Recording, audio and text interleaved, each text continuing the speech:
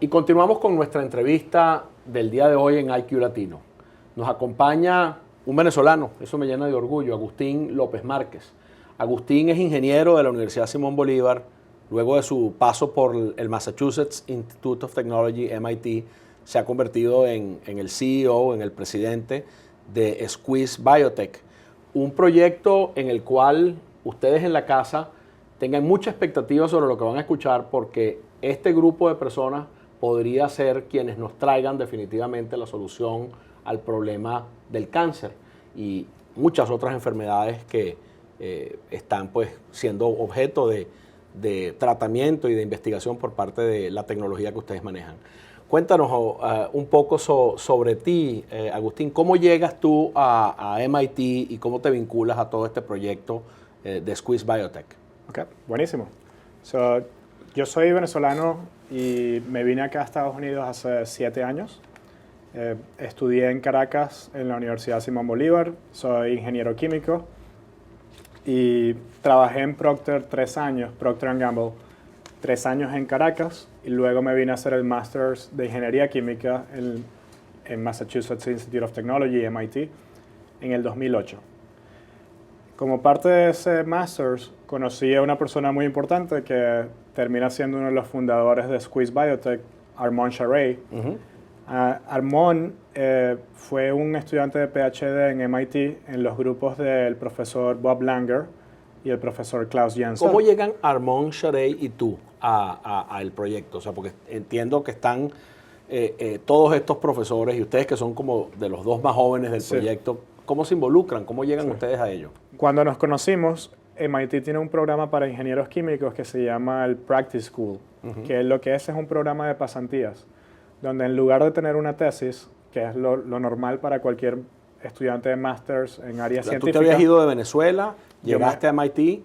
¿Armon venía de dónde? Armon venía de Stanford. De Stanford, americano él. Es americano, pero su familia es iraní. Ok. Y se crió en Irán y luego creció en Dubái y se fue a Stanford. Entran los dos a MIT y se encuentran ustedes en este proyecto de pasantías. Sí. Bueno, como pasó la amistad, porque somos muy buenos amigos, es que entramos en MIT y algo que sí tiene MIT es que hay muchísimos nerds. La gente es muy buena científicamente, pero es difícil encontrar gente que sea sociable. Y Armon era uno de esos. Y como que rápidamente empezamos a... Y tú como buen latino eras sociable también. Exacto. Se juntaron el hambre y las ganas de comer allí. Exactamente. Y luego MIT nos mandó a este Practice School, que habían 2 grupos. Hubo un grupo que fue a Italia y a Colorado, y hubo otro grupo que fueron a 2 pueblitos en Massachusetts y New York. Armon y a mí nos tocó ir al grupo que fue a Italia y a Colorado. Y comienzan pues trabajando en la conjunción de estas dos cosas, la ingeniería química y la biología, a pensar en un mecanismo que entiendo se define como el exprimido celular, ¿no? Es una forma de explícalo tú mismo quizás, porque no es fácil para uno. Creo que antes de explicarte la tecnología es mejor irnos un paso más atrás. Correcto. Y decirle a la gente que las células es el organismo es la unidad más básica de cualquier organismo. Puede ser humano o animal. Y eso es lo que aprendimos en biología de octavo grado. La célula es tan importante para los científicos porque todo pasa a nivel celular. Y una de las maneras como ellos quieren entender lo que está pasando en una célula es entrando a la célula. Y en muchos casos los científicos y los médicos quieren poner moléculas dentro de las células, ya sea para observar qué está pasando dentro de la célula o ya sea para cambiar la manera en que la célula funciona. Y por eso, dependiendo del tipo de molécula y del tipo de célula que estamos hablando, las aplicaciones son distintas. Las aplicaciones pueden ir desde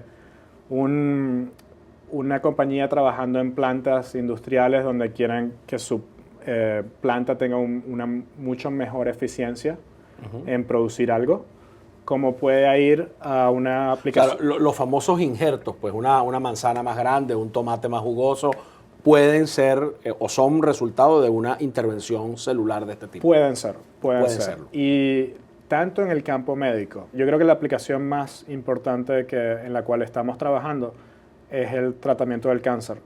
Y estamos bastante empezando este desarrollo.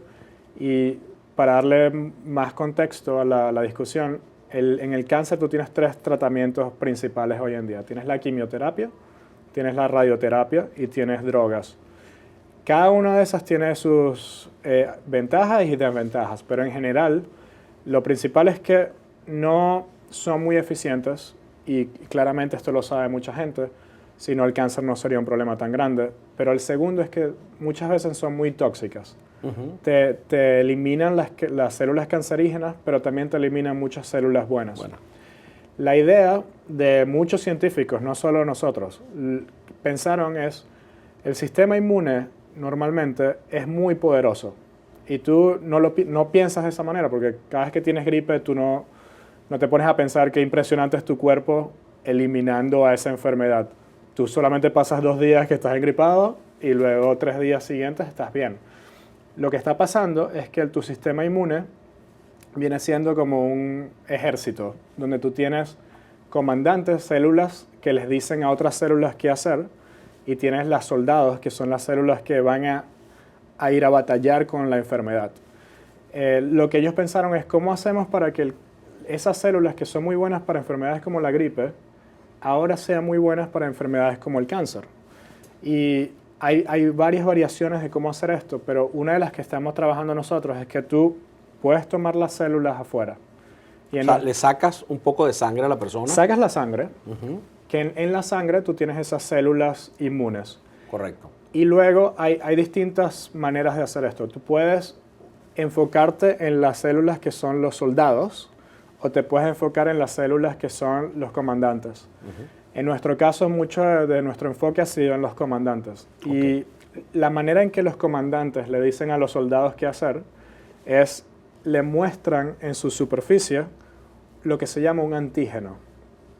Y cuando estas células, los soldados, ven el antígeno, ellos lo que van a hacer es van a buscar cualquier cosa en tu sistema que tiene ese antígeno y luego van a pelear con eso. Ok, entonces tú agarras a esta célula y la pasas, este poquito de sangre, pasa por un microdispositivo. Exactamente, ahora te explico la tecnología. Okay. La manera como, lo que tú quieres hacer es ponerle una molécula a esas células, que en ese caso de las comandantes es un antígeno. Correcto. Lo que tú quieres ponerle. Y ese antígeno es una proteína. Las proteínas son muy difíciles de ponerle a las células, en especial a las células que vienen de tu cuerpo humano. Cuando tú sacas ese poquito de sangre, esas células, ellas quisieran estar en tu cuerpo, porque ese es el contexto natural donde ellas viven.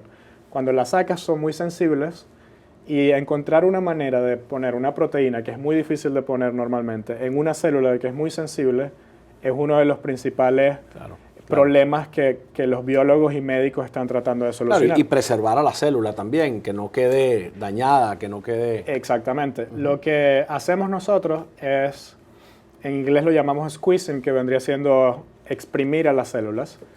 Y lo que hacemos es exprimimos a las células, a cada una. Y cuando tú exprimes a una célula, lo que pasa es cuando la célula se está... la célula, el volumen disminuye, y cuando la célula vuelve a tomar a su volumen natural, se le abren poros a la membrana. Y cuando tú tienes esos poros abiertos en la membrana, que son poros más grandes que la molécula ahora entra dentro de la célula. Y entra por un proceso que se llama difusión.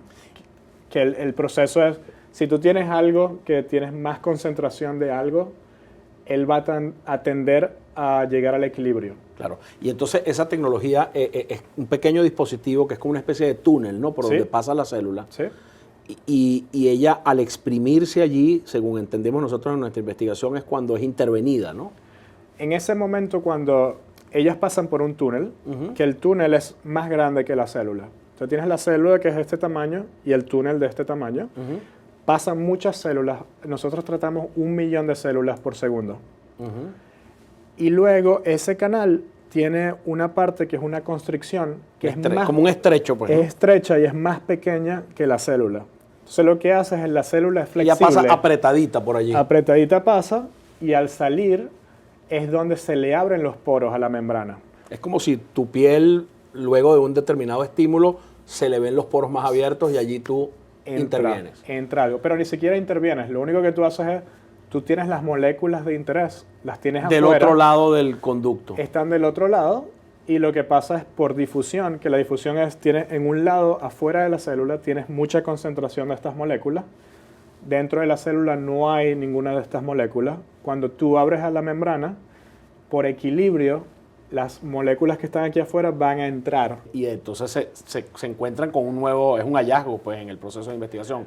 Pero volvíamos entonces al tema de cómo conectan a Armon y tú. Él está investigando, él se conecta a ese proceso precisamente en este momento. Sí, Armon es todo este proceso, desde que era CellJet hasta que se fue CellSqueeze, son 3 años, desde el 2010 al 2013.